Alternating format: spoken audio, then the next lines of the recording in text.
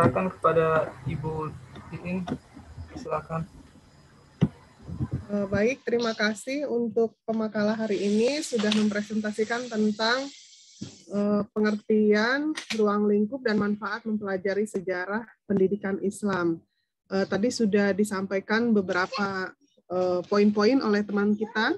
Saya akan menambahkan, saya sudah menyiapkan PPT-nya. Ini slide saya kelihatan ya? Kelihatan. Kelihatan Ibu. Kelihatan ya, baik. Jadi kalau di sini ada beberapa definisi, jadi dipecah ya. Kan kita mempelajari sejarah pendidikan Islam. Sejarah itu sendiri, asal katanya kalau bahasa Arab itu sajaratun, artinya pohon. Kalau menurut bahasa Indonesia atau Kamus Besar Bahasa Indonesia adalah kejadian yang sudah terjadi pada masa lampau. Nah, kalau menurut bahasa Inggris, sejarah itu kan history ya.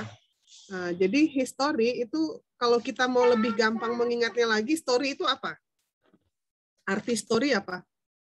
Cerita. Cerita, Bu. Cerita. Kalau his artinya apa? His. His artinya?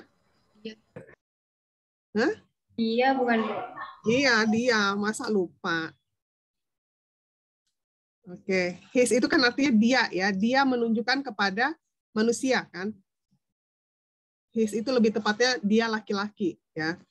Jadi ini untuk memudahkan kita mengingat bahwa history itu adalah cerita tentang manusia, bukan cerita tentang hewan, bukan cerita tentang evolusi kera misalnya, atau bukan cerita tentang pegunungan, bukan cerita tentang masalah gempa tektonik dan lain sebagainya, bukan itu. Jadi objeknya, subjeknya adalah manusia. Karena yang membahas tentang hewan, yang membahas tentang lain-lain itu ada ilmunya tersendiri. Jadi history adalah cerita yang khusus membahas tentang kejadian atau peristiwa yang dialami oleh manusia pada masa lampau. Lalu ada beberapa definisi tentang pengertian sejarah. Misalnya Purwadarminta ini mengatakan sejarah itu setidaknya ada beberapa pengertian, kesusastraan lama, silsilah, asal-usul. Nah, di dalam tradisi bangsa Arab sendiri, itu sudah lama dikenal tentang silsilah. Jadi mereka ini, orang Arab ini paling senang dia membuat silsilah gitu ya. Bahkan di Indonesia kan banyak tuh orang-orang Arab keturunan ya, orang Indonesia yang Arab keturunan gitu. Nah, itu nggak bisa tuh misalnya mereka ngaku keturunan Habib, itu nggak bisa karena mereka langsung dicek, mereka punya silsilahnya yang ketahuan gitu apakah itu Habib beneran atau ngaku-ngaku aja gitu, karena tidak semua orang Arab keturunan itu ya Nabi. Nah, jadi itu. Kemudian sejarah juga kejadian dan peristiwa yang benar-benar terjadi pada masa lampau. Jadi bukan qola wakila, bukan kata orang, bukan dongeng gitu ya. Dia memang benar-benar terjadi. Kemudian sejarah sebagai ilmu pengetahuan ini adalah cerita pelajaran tentang kejadian dan peristiwa yang benar-benar terjadi pada masa lampau. Jadi kalau kita ngomongin sejarah sebagai ilmu pengetahuan itu sudah ada penelitiannya. Kemudian dari mana kita tahu bahwa sejarah itu terjadi atau tidak? Kan ada bukti-bukti sejarah, misalnya manuskrip itu teks-teks yang teks tertulis ya, dalam lembaran-lembaran. Karena dulu kan belum ditemukan alat cetak, jadi biasanya penulisan itu ada yang di lembaran kertas, ada yang kalau lebih tua lagi di lembaran seperti bambu, ada di lembaran kayak daun lontar kalau di Indonesia, kemudian misalnya ada di tulang, bahkan di prasasti. Kalau prasasti itu yang di batu itu. Nah, jadi dari situ. Kemudian bisa juga kita mewawancarai tokoh yang masih hidup atau mengalami sejarah pada masanya. Itu bisa dilakukan wawancara. Tetapi hati-hati kalau kita misalnya mewawancarai tokoh yang terkait langsung dengan orangnya, misalnya bagaimana peran si A dalam kemerdekaan Indonesia. Kalau dia tokoh itu tentang dirinya sendiri, bisa jadi dia banyak membagus-baguskan gitu. Oh, saya dulu waktu mau kemerdekaan itu peran saya itu begini-begini, maksudnya terlalu berlebih-lebihan, lebay gitu ya. Nah, karena itu menceritakan dirinya sendiri. Nah, caranya itu harus di combine gitu loh. Ada orang lain yang kita wawancarai juga. Jadi tidak hanya dari satu sumber. Gitu. Kemudian ini pengertian pendidikan. Kalau bahasa Arab pendidikan itu kan taklim ya, masdar dari kata alama yang artinya pengajaran yang bersifat pemberian atau penyampaian pengertian, pengetahuan, dan keterampilan. Kalau menurut Sugihartono, pendidikan itu usaha sadar yang dilakukan oleh seorang pendidik untuk mengubah tingkah laku, baik secara individu maupun kelompok, untuk mendewasakan manusia melalui proses pengajaran dan pelatihan. Nah, kalau menurut Ki Hajar Dewantara, pendidikan itu tuntunan di dalam hidup tumbuh kembangnya anak-anak, yaitu menuntun segala kekuatan kodrat yang ada pada anak-anak, agar mereka sebagai manusia dan anggota masyarakat bisa mencapai keselamatan dan kebahagiaan yang setinggi-tingginya. Nah, jadi keywordnya di sini, pendidikan itu usaha sadar yang dilakukan untuk mengubah tingkah laku. Jadi akan berbeda orang yang berpendidikan dengan tidak berpendidikan dalam tata cara berbicara, bersikap, gitu ya. Bahkan seorang ibu yang berpendidikan dengan tidak berpendidikan, dia akan beda cara mendidik anak-anaknya di rumah. Contoh, orang tua zaman dulu, mereka mendisiplinkan anak-anak itu dengan cara apa? Misalnya nih, pernah dengar nggak misalnya orang tua kita ngomong, dulu kakekmu kalau papa nggak mau ini, papa dipukul misalnya. Oh dulu kakekmu itu kalau ini suka marah gitu. Nah itu memang ya pada masa itu hanya itu yang mereka tahu. Tetapi seiring dengan perkembangan dunia pendidikan, penelitian juga selalu berkembang gitu ya. Nah diketahuilah bahwa anak-anak usia balita terutama itu kan adalah usia golden age namanya. Jadi masa-masa emas. Nah, anak-anak balita itu otaknya itu sedang berkembang, sel-sel otaknya itu berkembang, bercabang gitu ya. Itu kalau dibentak, dimarahin, nggak berkembang dia, kayak putus gitu. Nah, sehingga itu mempengaruhi nanti setelah dewasa dia akan temperamen, terus tidak percaya diri gitu kan. Jadi yaitu dengan berkembangnya ilmu pendidikan itu akhirnya cara mendidik orang tua zaman modern dengan orang tua dulu itu berbeda gitu. Kemudian agama Islam. Nah, Islam itu secara bahasa berasal dari kosakata bahasa Arab aslama yuslimu islaman, artinya selamat, sejahtera, damai.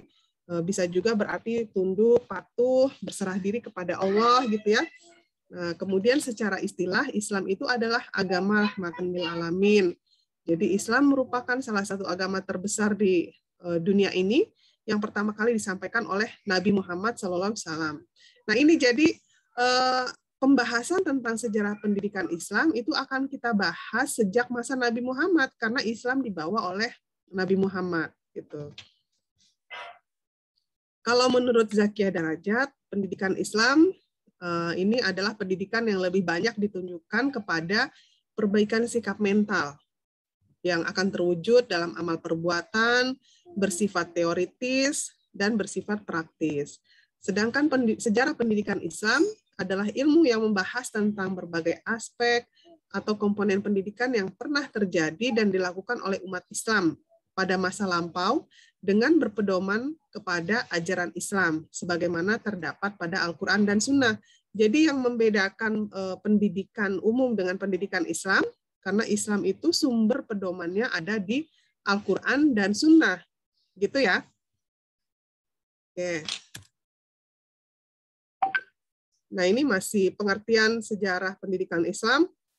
Jadi merupakan catatan peristiwa tentang pertumbuhan dan perkembangan pendidikan Islam sejak lahirnya, yaitu sejak zaman Nabi Muhammad.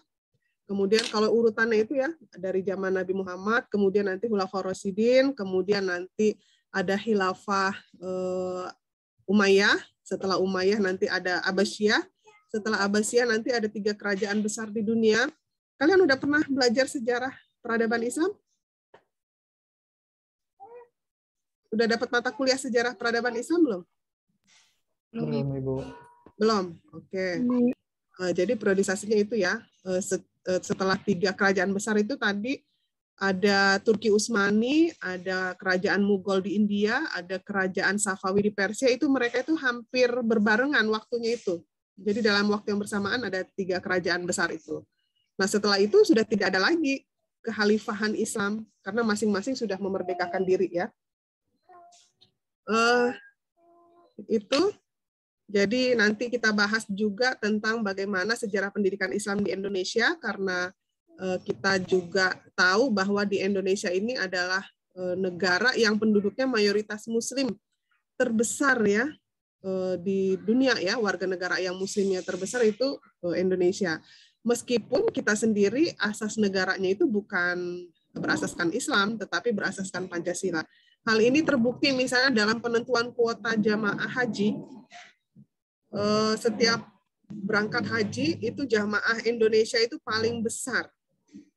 Jadi itu kan ada hitung-hitungannya tuh. Pemerintah Arab Saudi itu menentukan kuota jamaah haji itu ada hitung-hitungannya. Misalnya kalau jumlah penduduknya sekian, itu berarti kuota jamaahnya berapa. Nah, karena jamaah Indonesia itu, umat Islam Indonesia itu paling besar, maka kuota kita selalu paling banyak gitu. Kadang-kadang kurang dan kadang-kadang ditambahin gitu dengan lobby dari pemerintah. Karena memang di Indonesia sendiri selain memang jamaah kita banyak, umat Islam itu banyak, naik haji itu merupakan satu impian ya, satu cita-cita. Jadi kalau pas musim haji, tapi kita udah 2 tahun ini ya, sejak pandemi COVID ini, memang haji ini tidak dibolehkan oleh pemerintah Saudi. Nah kalau pas musim haji biasa itu kan suka ada liputan tuh ya, misalnya bagaimana seorang penjual asongan itu mengumpulkan receh demi receh agar bisa naik haji. Dava, asik banget Dava. Dava masih menyimak? Masih, Ibu. Masih. Barusan saya ngomong apa? Tentang pendidikan Islam. Oke, udah jauh sebenarnya ya. Oke, kita lanjut ya. Selanjutnya, nah ruang lingkup sejarah pendidikan Islam tadi sudah saya bahas. Jadi karena Islam itu dibawa pada masa Nabi Muhammad, maka kita membahas pendidikan Islam pada masa Rasulullah. Nah, pada masa Rasulullah ini juga ada 2, terbagi 2, jadi periode Mekah dan periode Madinah. Pada masa awal-awal ini pendidikan Islam itu terfokus kepada bagaimana ketauhidan ya. Karena kan kita tahu sebelum Islam datang di Mekah itu, di Arab itu kan jahiliyah ya, mereka terkenal menyembah berhala gitu kan, kemudian percaya kepada ajaran nenek moyang dan lain sebagainya. Nah, ketika Rasulullah menyampaikan ajaran Islam, maka yang diutamakan adalah bagaimana meningkatkan ketauhidan kepada Allah Subhanahu wa taala. Nah, lalu dilanjutkan pada masa Khulafaur Rasyidin, nanti silahkan diteliti. Jadi fokus kita hanya kepada pendidikannya gitu ya. Jadi karena kalau untuk perkembangan sosial politiknya itu nanti akan dibahas di mata kuliah sejarah kebudayaan Islam. Nah, sementara kalau kita fokus keywordnya itu ke sejarah pendidikan Islamnya. Gitu. Kemudian nanti dilanjutkan masa Bani Umayyah, masa Bani Abbasiyah, kemudian tadi 3 kerajaan besar, lalu dilanjutkan pada Islam di Indonesia. Nah, Islam di Indonesia ini sangat unik ya. Dia berbeda dengan kekhalifahan yang lain ini. Kalau yang lain ini kan sebagian mereka melakukan ekspansi itu kan dengan peperangan ya. Tapi kalau di Indonesia kan berbeda. Ada yang bisa menyampaikan bagaimana islamisasi Islam di Indonesia?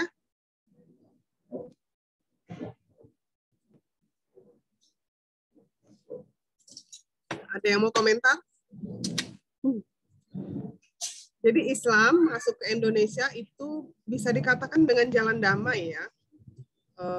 Masuknya Islam ke Indonesia itu ada beberapa saluran, ada perdagangan, sini deh, ada jalur perdagangan, kemudian apa lagi?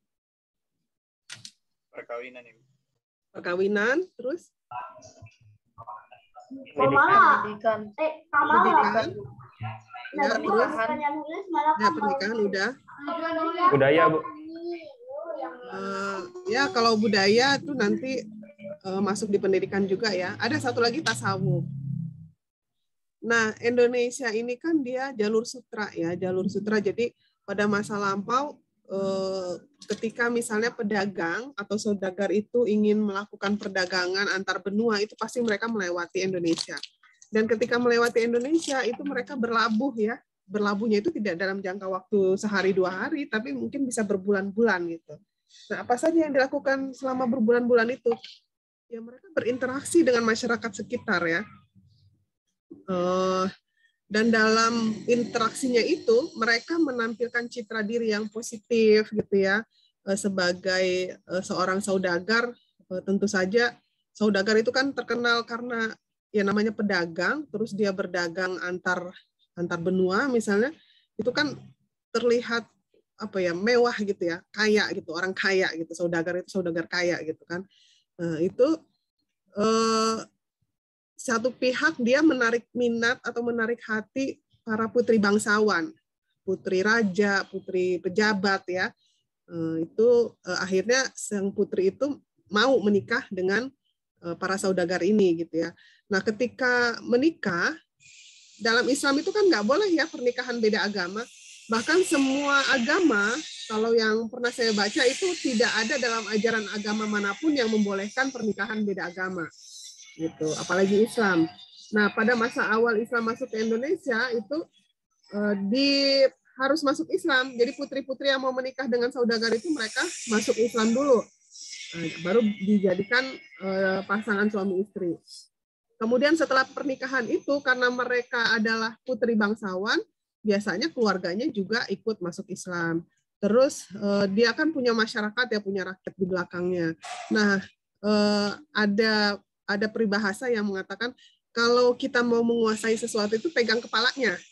Kalau kita pegang kepalanya, maka ekornya akan ngikut gitu kan. Nah sama, pada masa itu juga begitu. Jadi kalau putrinya, bangsawannya sudah masuk Islam, maka rakyatnya juga mereka tertarik masuk Islam. Di samping dalam kehidupan kesehariannya, saudagar ini menunjukkan perilaku yang Islami.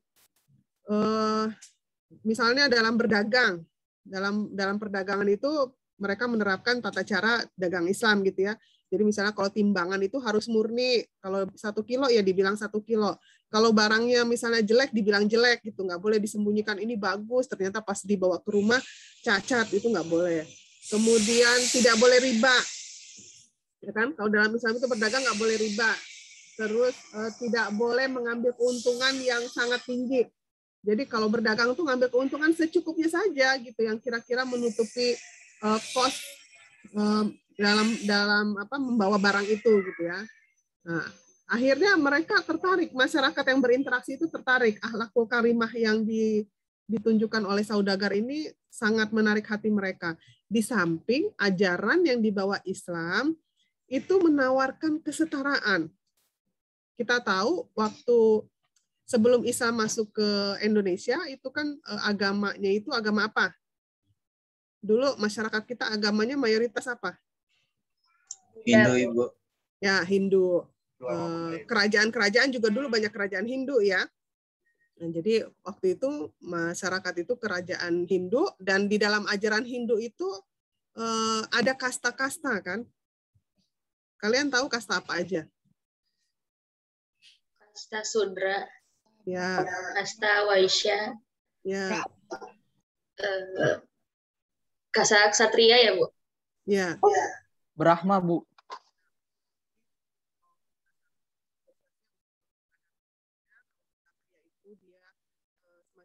Prajurit itu ya. Terus yang paling rendah itu kasta Sudra. Nah, jadi kalau masyarakatnya itu yang paling banyak itu justru kasta Sudra.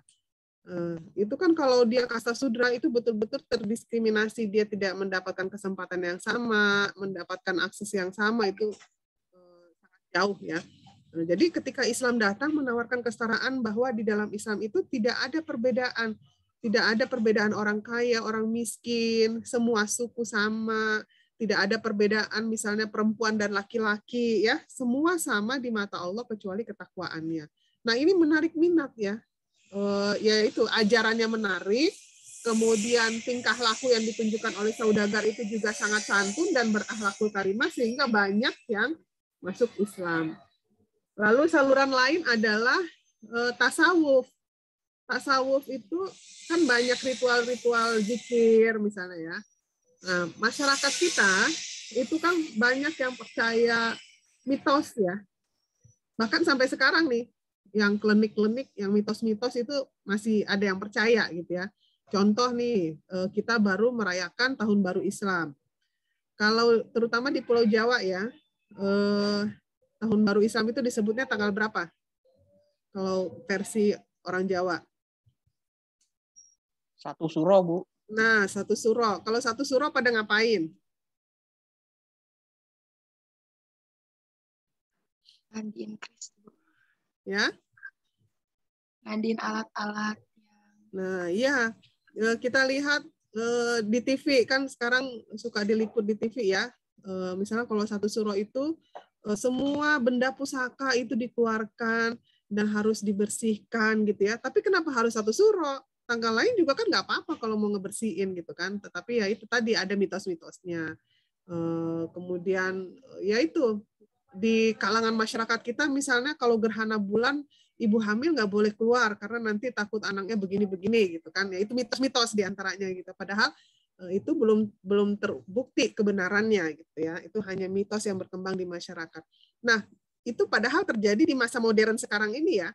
Apalagi pada masa awal Islam masuk ke Indonesia itu lebih ini lagi gitu mitosnya lebih kencang lagi.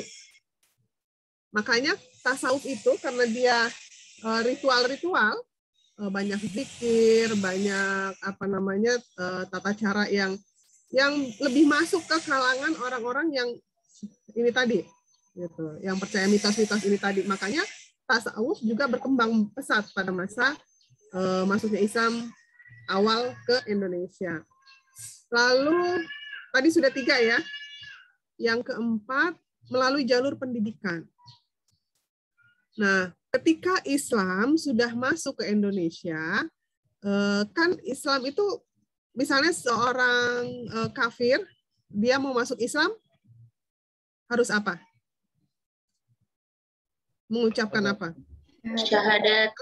2 kalimat syahadat ya, 2 kalimat syahadat. Nah, kan tidak hanya mengucapkan 2 kalimat syahadat, memang dia sudah menjadi Islam, tetapi setelah itu kan harus ada diajarkan bagaimana beribadahnya, gitu kan? Terus tadi kan sumber ajaran Islam itu ada 2 ya. Apa aja tadi? Al-Quran dan Sunnah. Ya, Al-Quran dan Sunnah. Al-Quran dan Sunnah itu pakai bahasa apa? Bahasa Arab. Pakai bahasa Arab. Nah, untuk kita bisa memahami kandungan dalam Al-Quran dan Sunnah, maka kita harus belajar bahasa Arab. Nah, ini tadi, makanya setelah ketiga hal itu tadi, pendidikan juga perlu, gitu ya, pendidikan Islam. Jadi mengajarkan ketauhidan kepada Allah, mengajarkan fikih, ya. Fikihnya itu tata cara beribadahnya seperti apa, sholatnya bagaimana, bacaannya, kemudian zakat, puasa, kemudian mengajarkan haji kalau mampu dan lain sebagainya. Jadi pendidikan Islam itu mencakup kepada hal-hal tersebut. Nah, pada masa awal itu kan tadi pedagang-pedagang ya, saudagar-saudagar, ada yang dari Gujarat, ada yang dari mana lagi? Ada beberapa teori itu ya. Ada yang teori Cina, ada yang teori Gujarat dan lain sebagainya. Nah, pada masa awal Islam itu kan pedagang tadi itu kan berlabuh di pesisir pantai ya, berlabuh di pesisir pantai. Makanya kalau kita lihat nih, kalau kita cermati, kesultanan Islam yang ada di Indonesia itu rata-rata adanya di dekat pantai. Gitu. Misalnya, yang kalian tahu ada kesultanan apa? Islam. Cirebon, Ibu. Kesultanan Cirebon, terus apa lagi? Sultan Agung, Bu. Kesultanan Banten itu kan di pantai juga tuh, dekat pantai kan. Terus apa lagi? Demak tadi ya, ada yang nyebut Demak. Terus kalau di Sumatera apa? Samudra Pasai. Pasai. Terus apa lagi? Di Kalimantan. Kalimantan ada juga, ada Banjar, kemudian di Sulawesi misalnya ada Kesultanan Buton. Nah, itu rata-rata itu ada di pinggir pantai gitu. Nah, pada masa awal itu pertama kan mengajarkan penduduk di sekitar dulu ya, yang tadi ada di pesisir pantai. Nah, lama-kelamaan yang mau Islam itu berkembang, kemudian yang mau belajar Islam itu semakin banyak, tidak hanya orang dari wilayah setempat saja.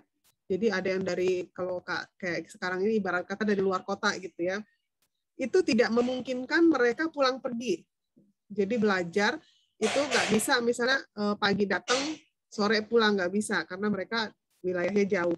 Akhirnya didirikanlah pondok kecil-kecil, pondok untuk santri itu belajar. Jangan dibayangkan dulu sudah terlembaga seperti sekarang ya, walaupun namanya pondok, tetapi dia bentuknya itu seperti sorogan. Sorogan itu misalnya ada ustadz atau ada kiai, kemudian dilingkari oleh santri-santri, mereka belajar biasanya per kitab. Jadi satu kitab, apakah kitab fikih atau kitab apa, jadi tergantung pada ustadz atau kiainya. Nah, lama-kelamaan karena dia banyak gitu ya, santrinya dari mana-mana, yaitu tadi didirikanlah pondok-pondok. Nah, di kemudian hari ini namanya menjadi pondok pesantren dan eksis sampai sekarang gitu ya. Jadi pondok pesantren adalah lembaga pendidikan Islam atau lembaga pendidikan tertua lah ya di Indonesia ya, karena sejak awal Islam ada itu mereka sudah eksis gitu ya. Nah, tetapi seiring dengan berjalannya waktu, pesantren ini banyak beradaptasi. Karena biar bagaimanapun pendidikan di Indonesia ini tergantung juga atau terkait dengan kebijakan pendidikan ya. Kebijakan pendidikan. Pernah pada masanya sekitar tahun 80-an itu bahkan lulusan dari pondok pesantren yang tertua, yang terkenal itu Gontor, itu pernah mereka ijazahnya itu tidak diakui. Maksudnya tidak bisa melanjutkan ke perguruan tinggi negeri gitu kan. Seperti dulu namanya IAIN. Di UIN Jakarta dulu juga namanya IAIN.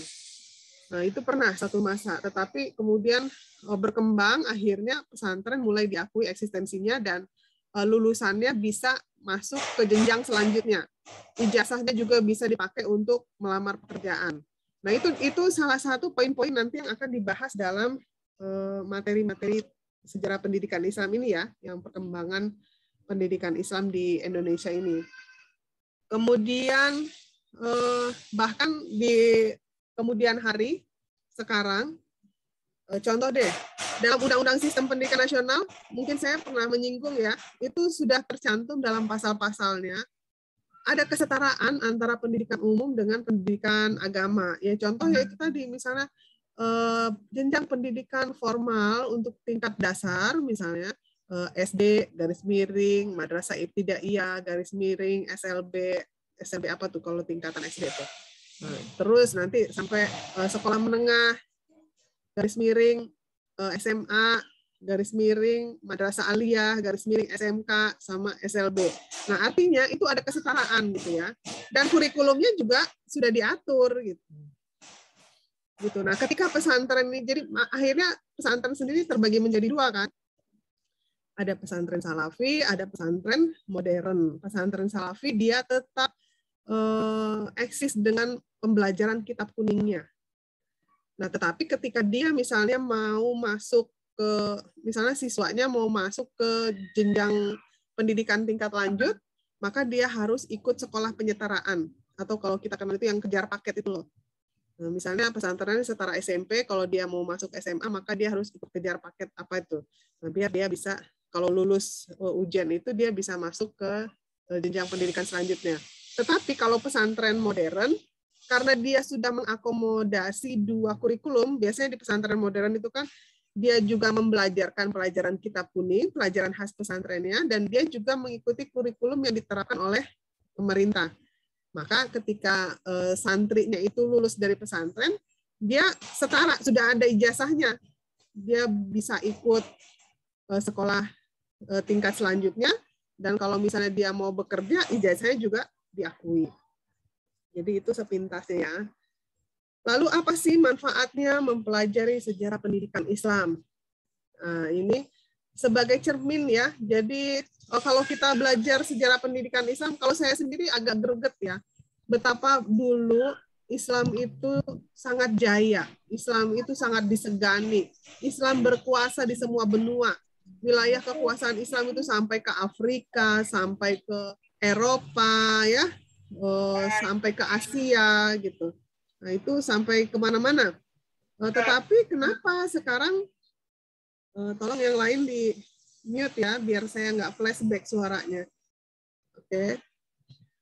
Nah, tapi sekarang kan Islam masing-masing gitu.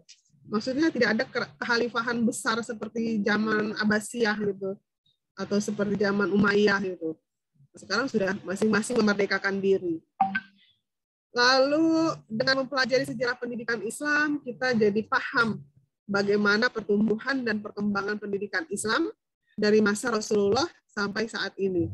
Akan menimbulkan kecintaan kita kepada Islam gitu ya, bahwa Islam itu pernah mengalami masa kejayaannya, dan mudah-mudahan kita sebagai generasi sekarang ini bisa terus memperdalam ilmu kita gitu ya, sehingga umat Islam tidak menjadi umat yang terbelakang gitu. Kemudian dengan belajar sejarah pendidikan Islam, kita bisa mengambil manfaat dari proses ini, sehingga kita bisa memecahkan problematika pendidikan Islam pada masa kini. Jadi ya itu, kalau kita belajar sejarah, yang baik kita ambil, yang buruk ya tidak kita pakai gitu. Jadi teori-teori yang bisa diterapkan kita terapkan, yang tidak ya jangan dipakai lagi. Gitu. Kemudian ini menambah perbendaharaan perkembangan ilmu pengetahuan, karena sejarah itu juga sebagai bagian dari ilmu pengetahuan, dan menimbulkan perspektif baru untuk mencari relevansi pendidikan Islam terhadap segala bentuk perubahan dan perkembangan ilmu pengetahuan dan teknologi. Ini ciri-ciri sejarah sebagai peristiwa. Jadi tidak semua hal itu dikatakan peristiwa sejarah.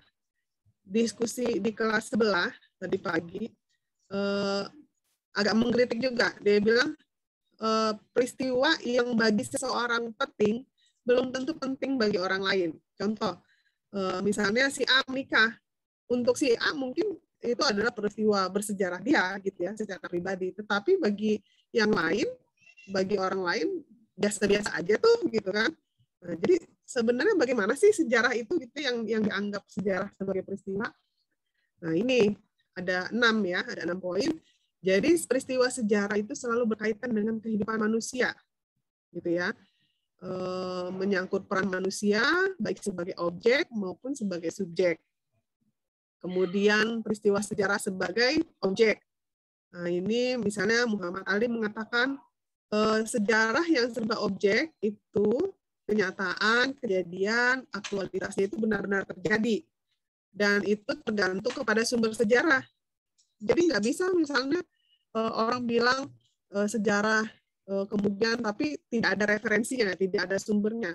Nah, sejarah itu ada sumbernya, misalnya ada data pendukungnya, apakah dari manuskrip, apakah misalnya dari apa tadi prasasti gitu ya. Kemudian apalagi misalnya ditemukan fosil manusia pada masa lampau. Kalau kalian pernah membaca sejarah, misalnya kalau di Indonesia itu apa? Homo soloensis ya namanya, yang manusia purba. Nah, kenapa dibilang Homo soloensis? Karena ditemukan di Solo. Nah, itu ada buktinya gitu. Ada bukti yang bisa dilihat gitu. Nah, terus dari makam-makam juga kadang-kadang itu bisa kelihatan. Misalkan kalau di makam itu ada nisan ya. Nisan itu kan ada tulisannya, misalnya lahir tahun berapa, wafat tahun berapa. Bahkan untuk menunjukkan kapan Indonesia itu, kapan Islam masuk ke Indonesia itu juga ditemukan dari bukti tulisan di makam. Ternyata tahun sekian atau abad kesekian itu Islam sudah masuk di Indonesia. Itu bisa terlihat dari makam. Itu salah satu contoh aja.